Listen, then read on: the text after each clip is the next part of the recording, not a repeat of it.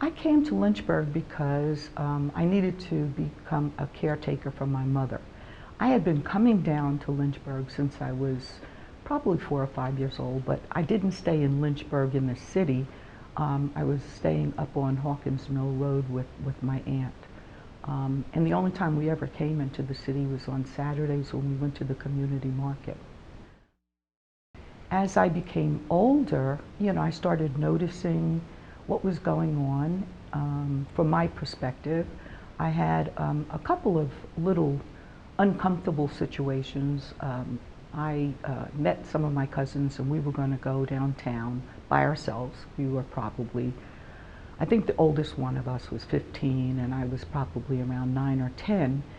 And so we got on the bus on Rivermont Avenue, and the bus driver just kind of looked at me because I sat down in the front, and my cousins went in the back of the bus and sat down. And he turned around and he said, "I'm not moving this bus until you get up and take a seat in the back of the bus."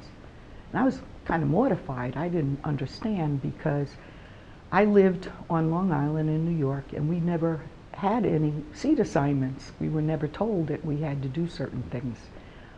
So we went downtown, and we went into the drugstore there, Patterson drugstore, and there were people standing around the counter as well as sitting at the counter eating and drinking.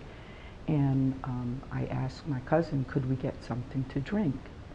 And she said, well, we have to go to the other side if we want to get something. And I really did not comprehend what was going on. It wasn't until after we left downtown and I went and I talked to my aunt and some other people, and they sort of explained it from their perspective. You knew your place, you knew what you could do and what you couldn't do. You didn't question it because you knew you couldn't win, so you just went along to get along. We are standing in the Legacy Museum of African American History, and this particular exhibit is called The Development of an Athlete: Framing Sports Through Community, Race, Gender, and Perseverance. And the curator for this wonderful exhibit was Veronica Jackson from the Jackson Design Group. All right, so once I came here, I started looking around at what was going on, and I said, well, I'm not quite ready to just sit down and just be a caretaker. And maybe I can get involved in some other things.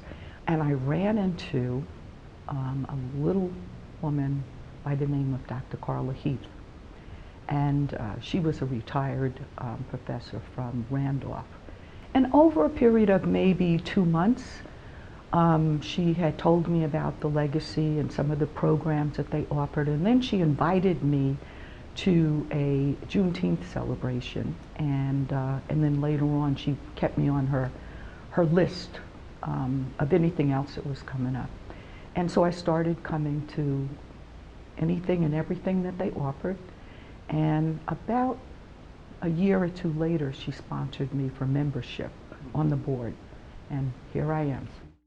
We get around and we try to stay as connected as possible because nobody can do this kind of work by themselves, and we've just been very successful in connecting with like-minded folks, and then they invite us back or we invite them over. We have people here who don't understand why we need to talk about Black history. Black history is our shared history.